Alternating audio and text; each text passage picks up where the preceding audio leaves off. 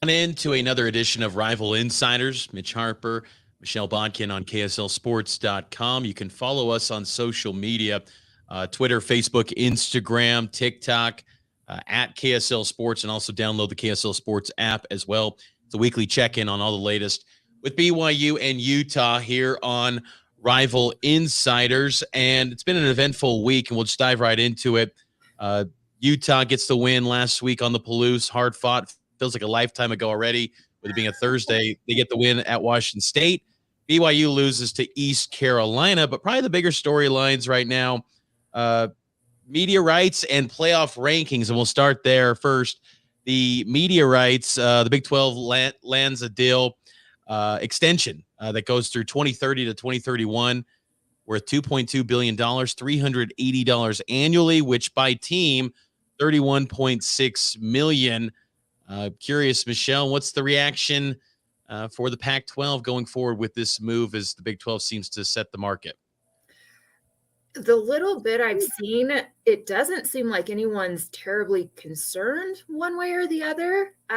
It's still been just very, very quiet on the Pac-12 end, all things considered. When you see something like this come out, just not a lot of conversation being had. There has been some rumblings, though, about with the success that Amazon Prime has had recently with the Thursday night NFL football games. And the broadcast quality and how much people are liking that there maybe could be a deal coming down the line with Amazon and the Pac-12. That's probably the biggest thing I'm kind of watching and keeping my eye on.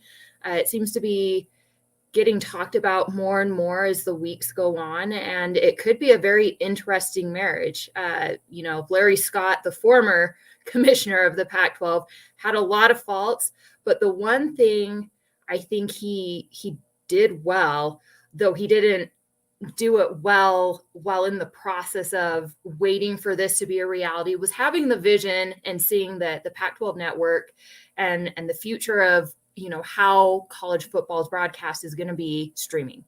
And so the Pac-12 network was set up for that very purpose. Like I said, the problem was it was never set up to be distributed in a normal realm. And so it just kind of has floated around and been some dead weight really for the Pac-12 the last decade. But it'll be interesting to see if they move it towards, what it really was envisioned to be.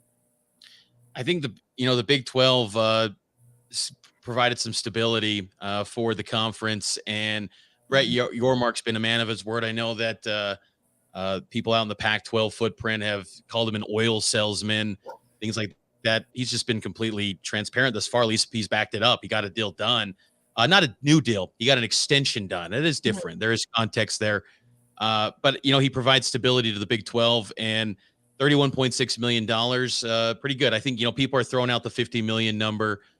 It could get there because the basketball in the Big 12 is really good. So you assume the NCAA tournament units are going to be enhanced.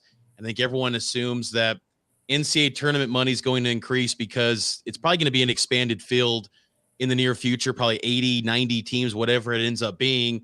And then you've got an expanded 12-team playoff era. We don't know what the revenue distribution is going to be in that situation in the 12-team playoff. Let's assume the SEC and the Big Ten get more. But, Big 12, Pac-12, they'll carve out a nice chunk of change. So you're probably looking at $50 million per team for the Big 12. I just think when you bring up Amazon for the Pac-12, Amazon ratings have plummeted in the NFL, and they've been completely cut in half. And that's the NFL. And I think it reminds me a lot of the Mountain West when they went to Comcast and CSTV. The Pac-12 probably can get more money than the Big 12, and I think that's okay. But they'll lose the general viewer of college football. They'll be out of sight and out of mind if they go to Amazon. That's the risk they run. It certainly is. It's something to consider. I don't know that it's going to be all the games, but maybe you move like the Pac-12 After Dark type things over to Amazon. I think also part of the problem on the NFL front is after like that first Thursday night games have not been good. Like they just have not been interesting games that anyone really wants to watch. I think the Pac-12 tends to be more entertaining. Now, whether, East Coasters, NFL? Yes, generally speaking, weird stuff happens in the Pac-12, especially again those Pac-12 after dark games. But it's a matter of, does the audience find you? That's going to be the big key. Does the audience find you? If the audience doesn't find you, then it's not going to work. If the audience finds you and they like the product and they're highly entertained by it, they'll stick with you. So that's going to be something that, the Pac-12's really going to have to think about.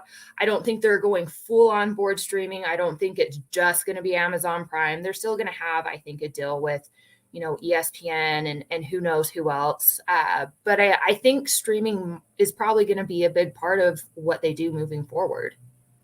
What would you like to see done for the Pac-12? Like in an ideal situation for Utah, what's kind of the ideal, I think, spot for Utah? Because from my vantage point, I think that both BYU and Utah, their current leagues as constructed are okay because there is a 12-team playoff. Like I think people keep forgetting that the Pac-10 can work because there's a 12-team playoff now. They don't need to leave, and the Big 12 doesn't need to expand. I think we're kind of talking about the middle class of college sports right now.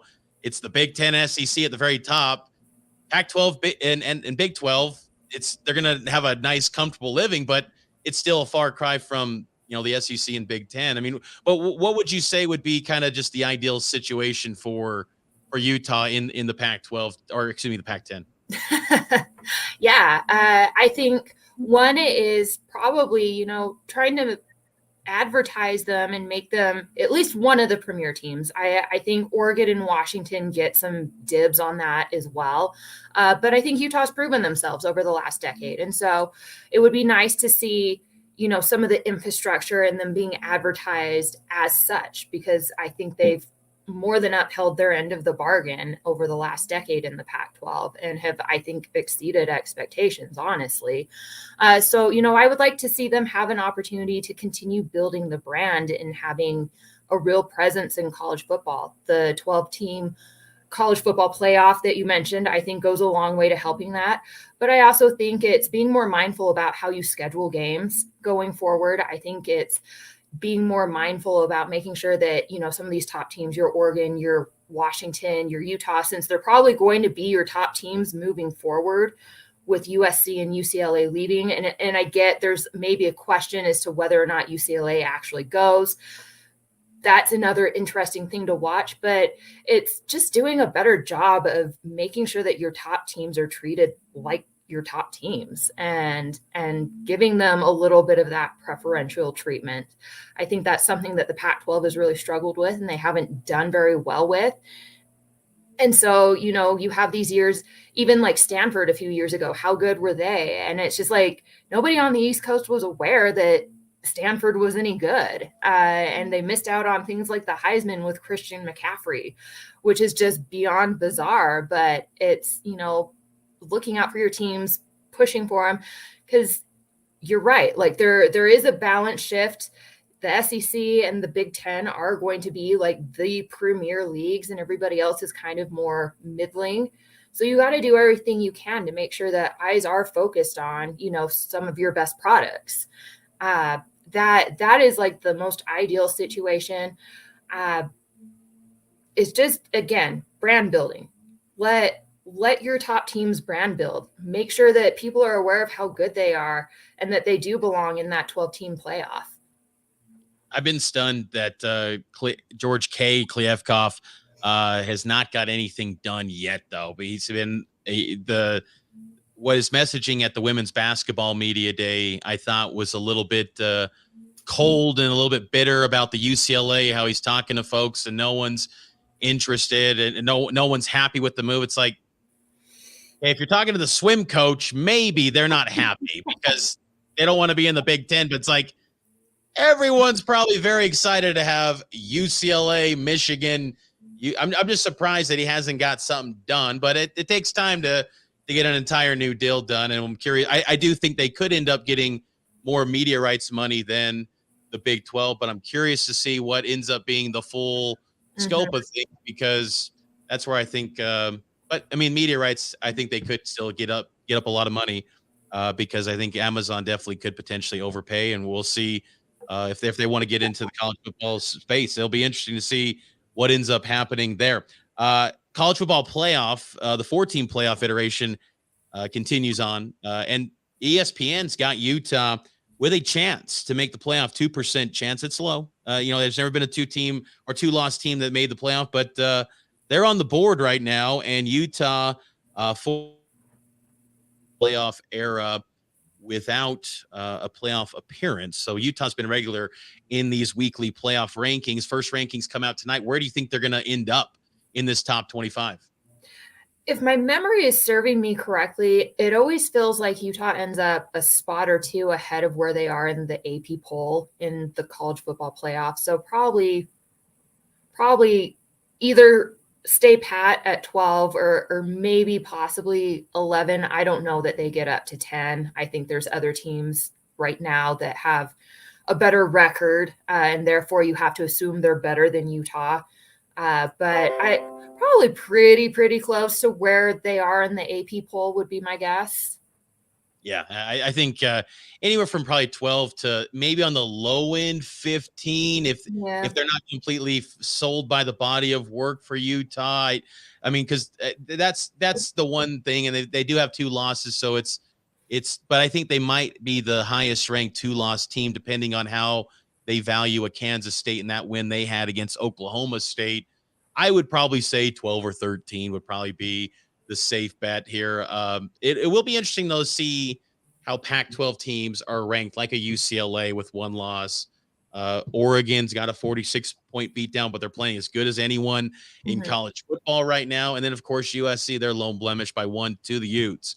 So this has been a much better year for football in the Pac-12 conference, and they're going to have teams in the hunt heading down into the final month of the season. It's been nice, too, this year in college football that we haven't been overwhelmed by playoff talk. ESPN kind of controls a lot of narratives in college football, and it's been refreshing that they haven't shoved the who's in playoff commercials down our throats. It's like, oh, let's just enjoy college football. Let's go to Jackson State, who's not going to have any factor into the playoff.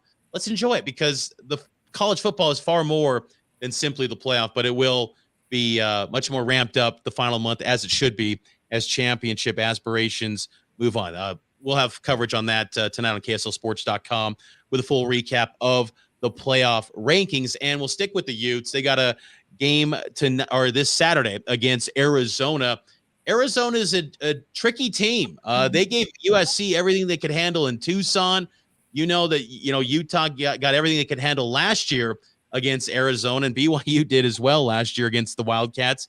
What are you making of this game, Michelle? It looks like Utah should blow out the Wildcats, but is it going to be Bryson Barnes? Is it Cam? Like what's going on with everything? What's going to happen with this game? Yeah, I mean, that's kind of the $1 million question. I don't think anybody knows.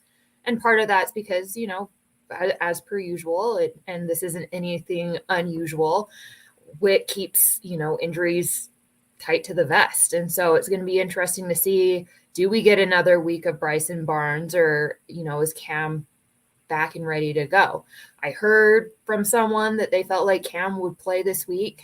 So I think that's a positive, good development. I mean, he really was supposed to play last week. That was a shocking thing that happened for everyone. Like, everybody went into that game literally assuming that Cam was going to go. Warm-ups didn't go well for him. And he felt like, letting Bryson take the reins was the better option for the team that day. I don't think it's going to be as dramatic this week. I think they'll know one way or another pretty early on whether or not they're riding with Cam or whether they're going with Bryson. So, I mean, that's something that can make or break and kind of dictate how this game goes. I think, also what happens with Dalton Kincaid. Does he end up playing? Does he sit? And especially if you have both Dalton and Cam sitting, that could make things a little bit interesting. I think if you have one or the other, you're probably okay. But I think both, it starts to get a little bit hairy. I think Utah takes care of business. How wide of a margin is really just going to depend on who ends up playing and who's available for them, in my opinion. But I do like them at home. That's kind of typically been a pattern. I think that's also partially why Arizona gave Utah all they had last year and why they did the same thing to this USC team this past week. I think the balance should be a little bit more in Utah's favor in that front, just being at home. What should we know about Arizona? That the attitude's completely changed. I think that's like the biggest thing. For several years, they just literally would roll into every game, it felt like, and just kind of roll over, be belly up, be submissive. Oh, you're going to beat up on us. Okay, well, we'll just kind of let you. I think Jedd Fisch really has these guys believing in themselves. We saw it last year, and granted, they only had, 1 win, 2 wins, something like that. And not that they have a ton of wins under their belt this year either, but there's just an attitude and a swagger. They go into these games feeling like they're not inferior. And, when you play a team that has that feeling within the house or within the locker room, and they're not going in intimidated, and they're not going in feeling like they're a lesser team. And they have nothing to lose.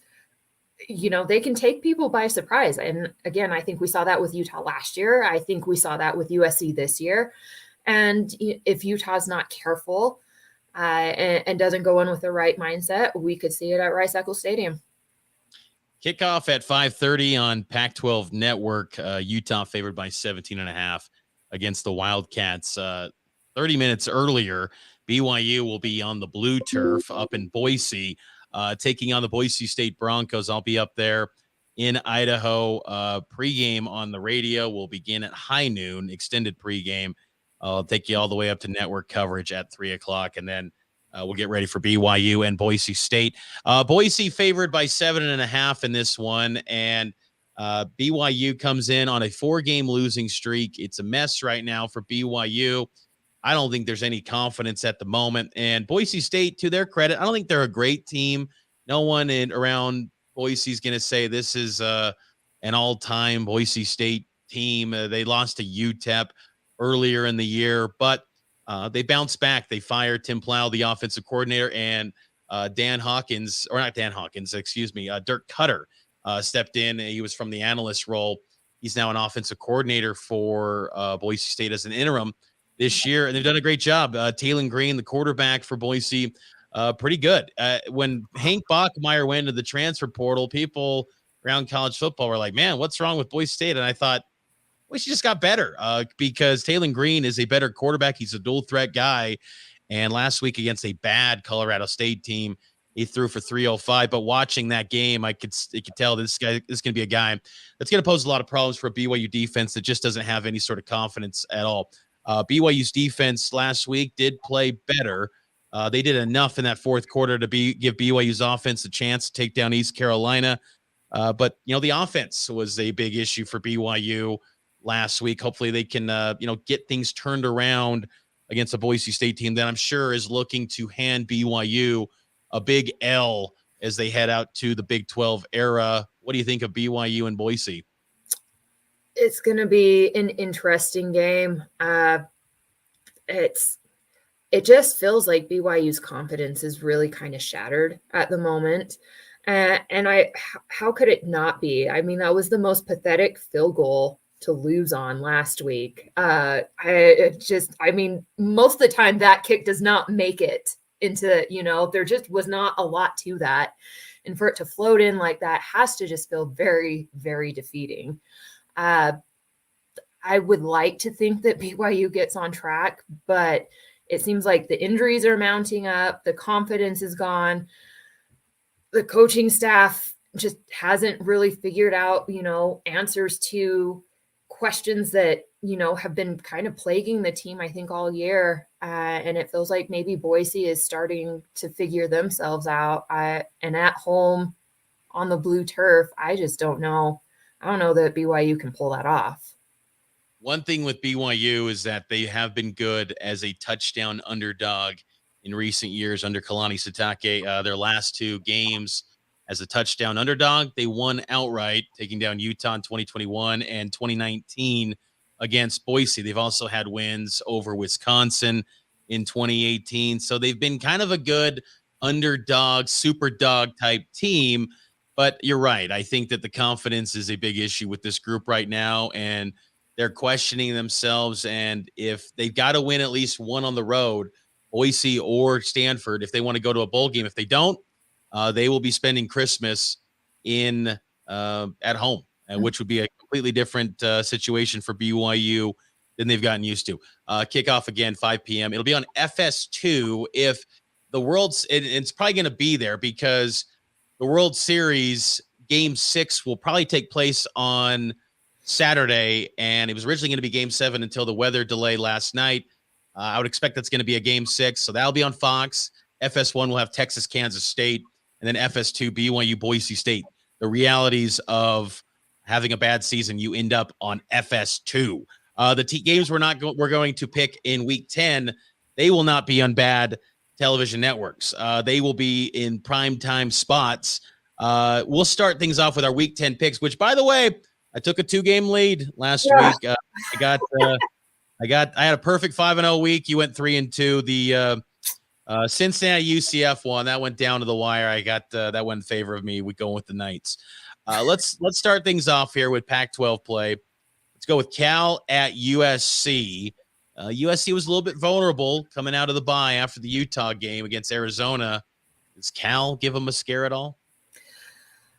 I think Cal maybe could keep it interesting for a little bit. We saw that with Oregon last week. They hung in there a lot more than I expected them to, but I think USC ultimately takes that game.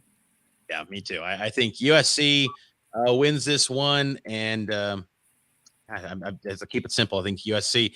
I'll start this one here. Number 10 UCLA at Arizona State.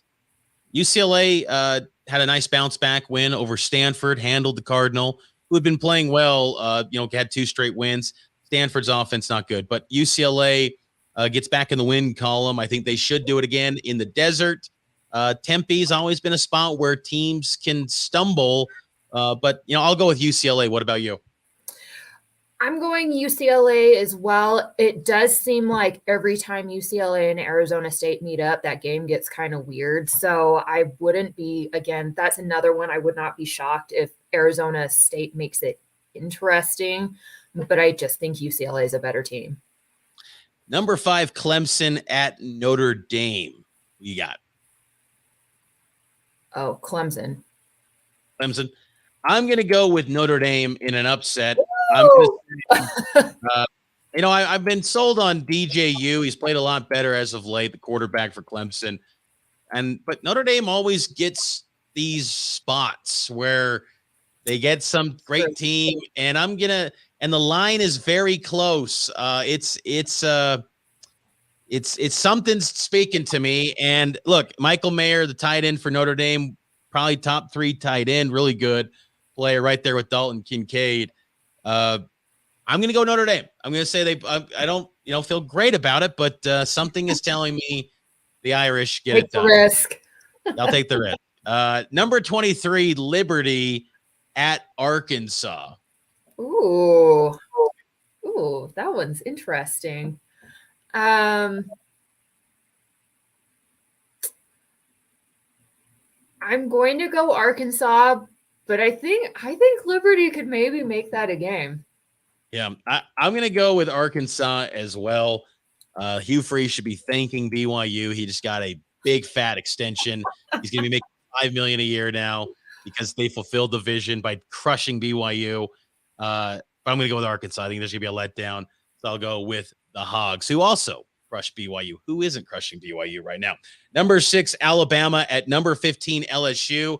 Give me the upset. LSU, the Bayou Bengals at night, Death Valley. I'm taking the Tigers. Who you got?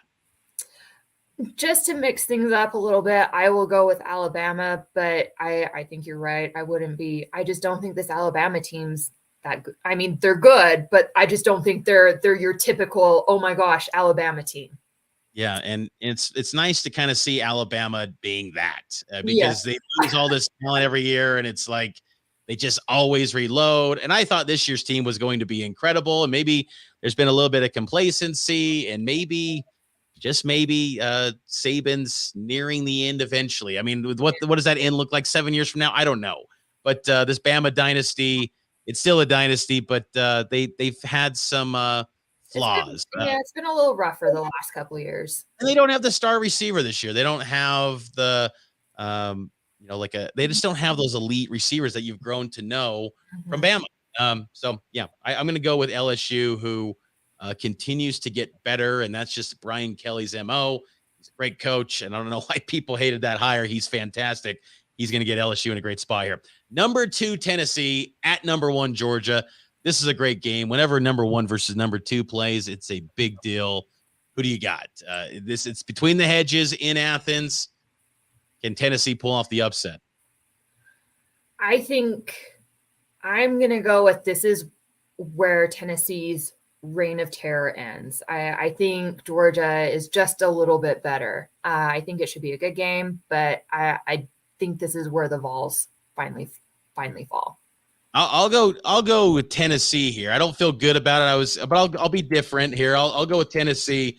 The way that they've been playing, they're explosive on offense. I do think Georgia's the more complete team. And I'm still curious to see, Tennessee in this spot. But I thought last week crushing Kentucky the way they did, like 44-6. I thought that was kind of a championship look, like we've grown to expect from Bama, from Georgia. That's what you do as a championship team. They take care of business against a sizable home underdog, and they did that. And so Tennessee's playing legit, but this is a whole different animal in Georgia. In a way, though, Tennessee, depending on how the rankings shake out in the playoff tonight, if they start off at number 1, they might be able to lose this game, not go to the SEC title. We might be looking at 3 SEC teams potentially in the playoff. That's why we need Alabama to lose. We need Alabama to lose to LSU because we might be staring down a 3 SEC team playoff potentially in that scenario. So Tennessee's kind of in a you're kind of, as long as you don't lose by 30 in this game and you keep competitive, you're probably going to the playoff.